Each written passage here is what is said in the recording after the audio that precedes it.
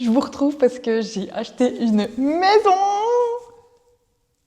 Donc je suis vraiment trop contente. Donc je vais vous expliquer un peu. Pour savoir que j'ai 26 ans, qu'on a acheté à deux. Donc comment faire pour acheter en Suisse, comment à 26 ans on trouve les fonds. Donc comment ça se passe la première chose à faire, c'est connaître sa capacité financière. C'est-à-dire qu'est-ce que je peux acheter, à quel montant je peux acheter. Donc pour ça, soit vous calculez vous-même, sachant qu'en Suisse, il faut 20% de fonds propres plus les frais de notaire. En fonction des cantons, ça différencie. Nous, on était à peu près à 3,5. Donc, soit vous calculez en fonction de ce que vous avez, ou le plus simple, c'est que vous vous dirigez vers une banque. Vous pouvez très bien prendre votre banque, laquelle vous avez vos comptes. Typiquement, moi, je suis allée voir ma banque où j'avais mes comptes. On n'a pas pris le prêt là, hein.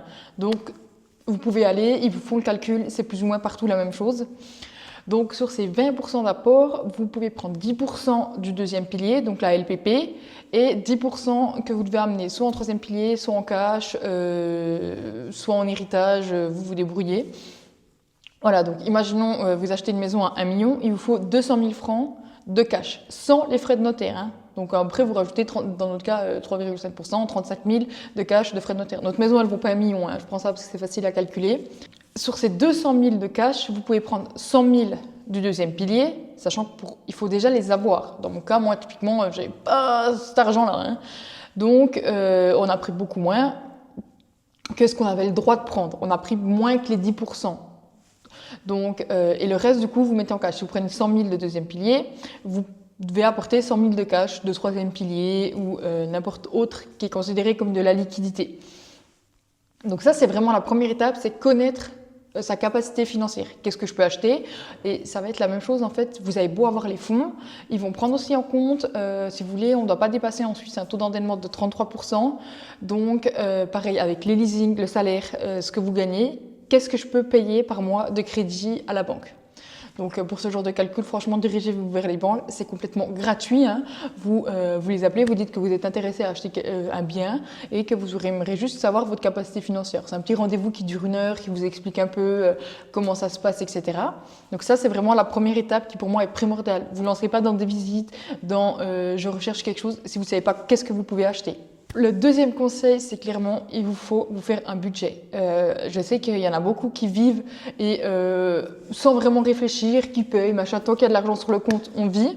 Mais en fait, moi, clairement, ce qui m'a permis d'économiser, c'est d'économiser. Et pour économiser, il faut clairement budgétiser. Donc moi, je savais que tous les mois, j'avais une somme d'argent qui partait sur un compte qui s'appelait Projet Maison.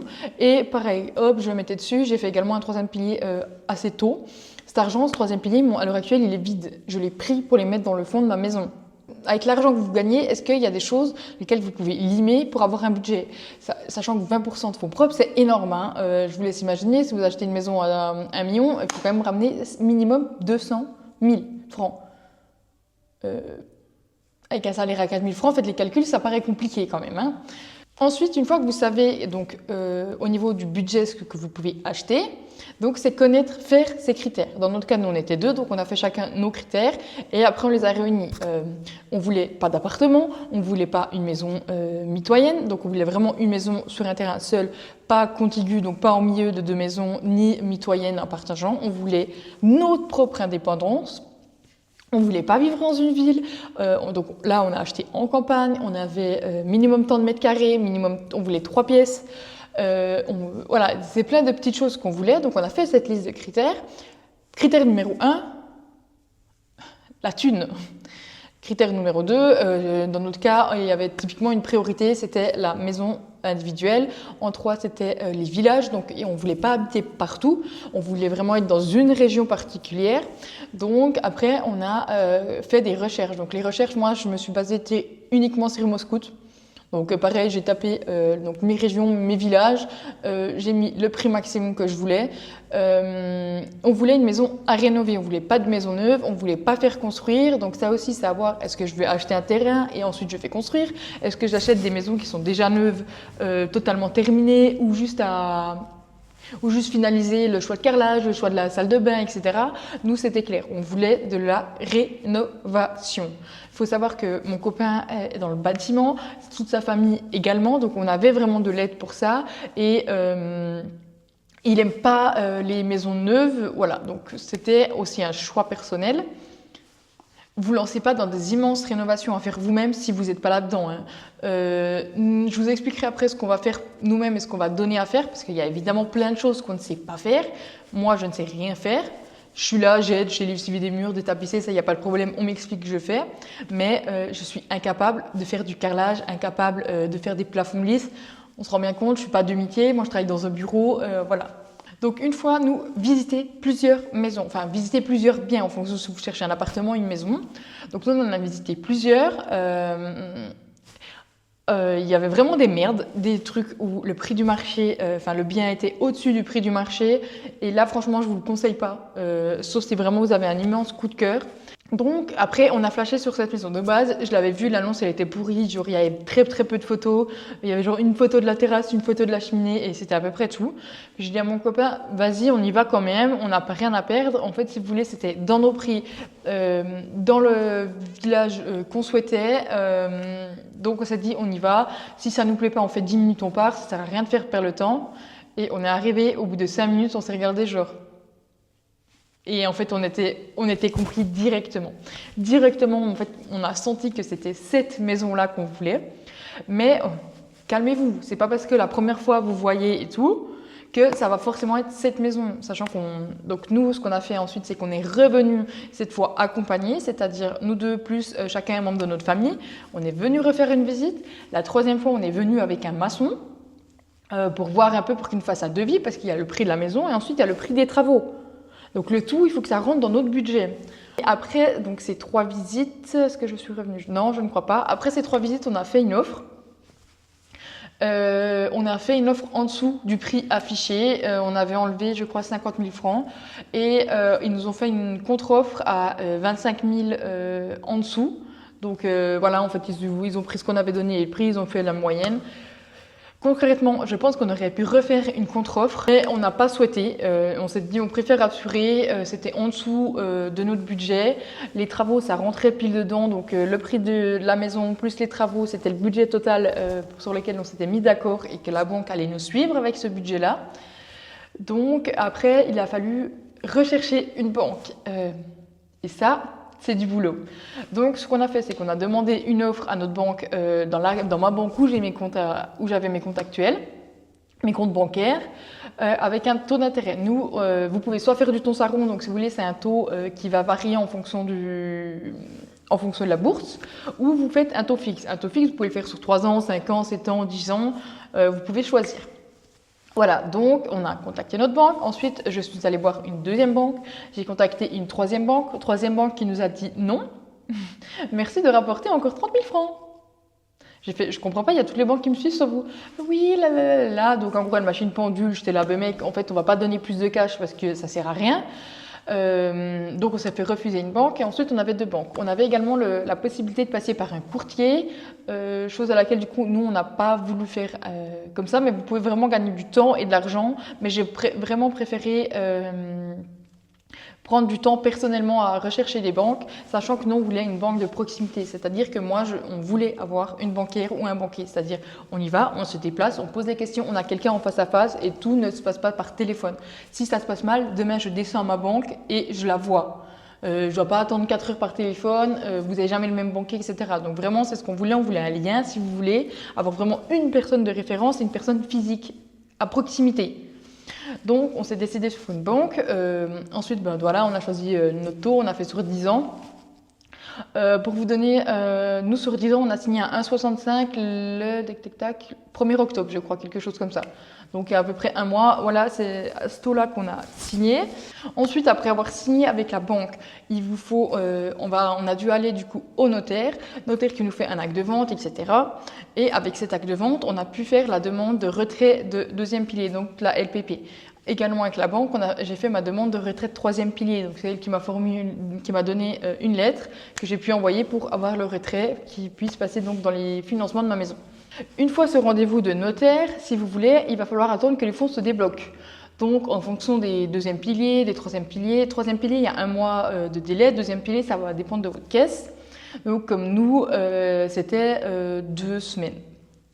Donc, on a pu récupérer les clés le 31 octobre. La première fois qu'on a visité la maison, c'était mi-août. Donc, il y a quand même un laps de temps relativement conséquent. Sachant qu'on n'était pas sûr le 31 de récupérer les clés. On a eu l'aval du notaire le 31 à 10h. On a récupéré les clés à 11h30. Donc ensuite, on a récupéré les clés, comme je vous ai dit. Et là, on a pu commencer les travaux. Donc on a un budget, il y a une partie qu'on fait nous-mêmes si vous voulez, donc tout ce qui est démolition, donc détapissage, enlever le carrelage, démonter les toilettes, toutes les peintures on les fait nous. Par contre tout ce qui est sanitaire on donne, électricité on donne à faire, carrelage on donne à faire. Donc nous on va poser le parquet dans les chambres. La cuisine, du coup, on donne à faire également. Cuisine qu'on a déjà commandée. On a signé l'acte de la cuisine avant d'avoir le papier du notaire. Parce qu'on était tellement sûr que tout était bon, on avait eu l'accord de la banque, etc. J'avais déjà contacté mon deuxième pilier qui m'avait dit « il n'y a pas de souci, on attend juste votre demande, il n'y aura pas de problème ». Donc là, franchement, je ne sais pas exactement quand c'est qu'on aura terminé les démolitions, qu'on va pouvoir commencer le reste des travaux.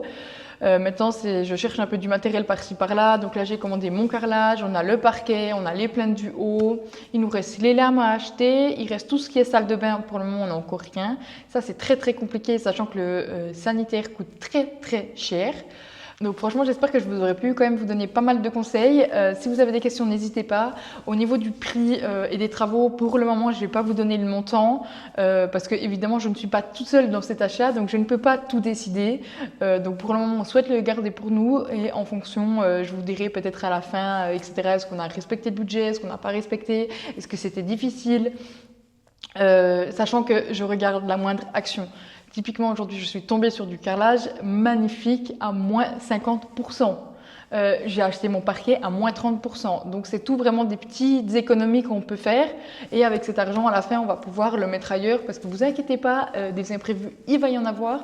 Des coûts, il va y en avoir. Et si on peut se faire plaisir sur quelques petits trucs supplémentaires, alors on va pas se gêner.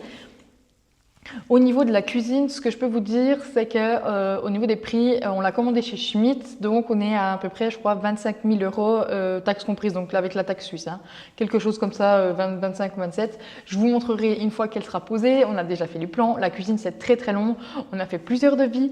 Ça aussi, prenez votre temps, faites plusieurs devis. Donc la cuisine, on a fait plusieurs devis. Les salles de bain, on a fait un magasin, on a regardé nous, parquet, le carrelage et tout. N'hésitez pas à aller vous déplacer en fait dans des magasins. Typiquement, l'action d'aujourd'hui, c'est un magasin spécialisé dans le carrelage et le parquet, mais qui n'a pas de site internet. Donc je ne me serais pas déplacée, j'aurais pas eu cette action. Donc avoir un carrelage à ce prix-là, à 35 € pour du 100 x 100, alors qu'il est magnifique, qu'il est d'excellente qualité, c'est très rare. Donc après, il faut prendre son temps, se déplacer, etc. Ça, on a déjà fait une grande partie en amont d'avoir la maison. Si vous voulez, vu qu'on savait, on attendait le retrait de deuxième pilier, en fait, on avait le temps, les week-ends, de regarder ce qui nous plaît, ce qui nous plaît pas. N'hésitez pas à fouiller sur Pinterest, sur Facebook, il y a plein de groupes de rénovation. Et en fait, vous piochez, vous regardez ce qui vous plaît, ce qui vous plaît pas. Évidemment, quand vous êtes deux, il y a mes goûts et les goûts de mon copain. Donc évidemment, il faut qu'on se mette d'accord plus ou moins. Donc les critères, ça a été facile. Par contre, la cuisine, on a tout fait à deux parce que ça, c'est quelque chose d'hyper important. Il adore cuisiner, j'adore cuisiner. On passe notre vie dans la cuisine. Donc voilà, après le reste, franchement, j'ai pas trop à me plaindre. Il me laisse vraiment libre cours. Aujourd'hui, je l'appelle, je fais « il te plaît ?» Il me fait « oui, ok, bon d'accord, je le commande ». Donc pour ça, c'est vraiment bien. Et n'hésitez pas à demander conseil, que ce soit aux gens dans les magasins, à vos artisans, que ce soit aux maçons, aux peintres, n'importe qui. Franchement, il n'y a pas de questions bêtes. Si vous ne sentez pas le feeling, n'y allez pas. On est allé voir un cuisiniste, 1 heure de rendez-vous, il m'a adressé 2 mots.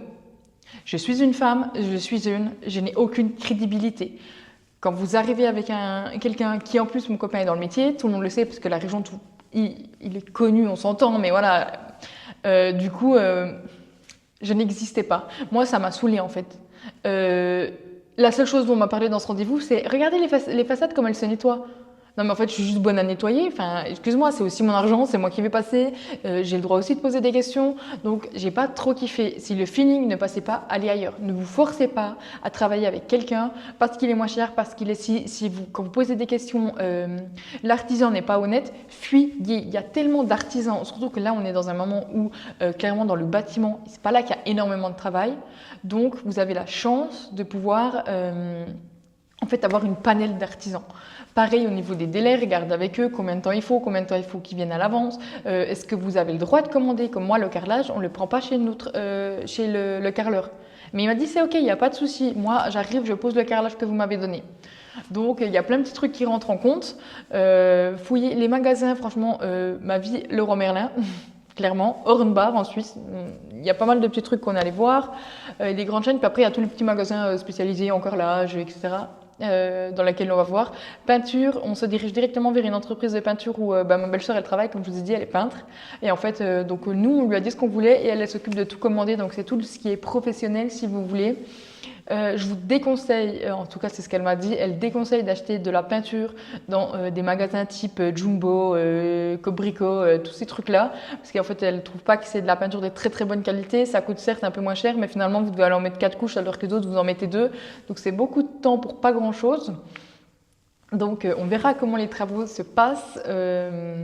Pour le moment, je suis assez contente de ce qu'on a déjà réussi à faire et franchement la maison elle est juste mais magnifique. Ah oui, donc pour vous dire, donc c'est une maison qui fait 6 pièces et demie, donc on a 3 chambres, un bureau, une salle de bain parentale, une salle de bain, une petite toilette, donc cuisine, salon ouverte avec la cheminée comme je vous ai montré. On a un garage, une cave, une buanderie et encore une autre salle de bain en bas. On est reculé, donc on est vraiment dans la campagne, c'est ce qu'on voulait. Le terrain fait à peu près 2000 m². Et du coup, pour faire ces travaux, je ne sais pas si vous connaissez le Monde de Salomé qui fait les vlogs Réno et que j'adore regarder tous les samedis, donc j'ai décidé de faire la même chose. C'est-à-dire qu'en fait, je vais vous filmer l'avancée des travaux et comme ça, en fait, je vais avoir un peu un souvenir et vous pourrez suivre l'avancée. Donc si vous avez des questions, n'hésitez pas. Mes vlogs s'appelleront donc la Réno de Toto. Et évidemment, je ne suis pas toute seule et vous allez le voir dans les vlogs. J'ai tellement de chance, si bien entourée. Franchement, je ne peux pas me plaindre. On a plein d'amis qui sont déjà venus alors que ça fait qu'une semaine qu'on a les clés. Donc c'est vraiment trop cool et j'hésite à vous faire peut-être une vidéo budget, comme ça vous permettra en fait un peu de vous rendre compte comment j'ai fait pour économiser. Là on a un appartement qu'on va rendre, donc le 31 mars je dois envoyer la dédite d'ici la fin d'année. Donc pendant 5 mois on a double loyer. Sachant qu'on s'est arrangé avec la banque, si vous voulez, les amortissements, on ne les paye pas du moment qu'on est encore dans l'appartement, enfin jusqu'à la fin de l'année, et ensuite on les paiera l'année prochaine. Donc ça nous fait déjà un petit peu économiser un petit peu d'argent, on ne va pas se cacher. Et voilà, c'est à peu près tout ce que je vous ai dit.